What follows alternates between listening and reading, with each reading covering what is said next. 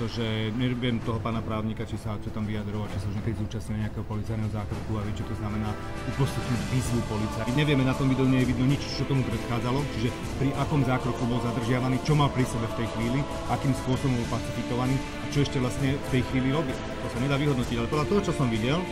tak v podstate mne sa to javilo ako štandardné pacifikovanie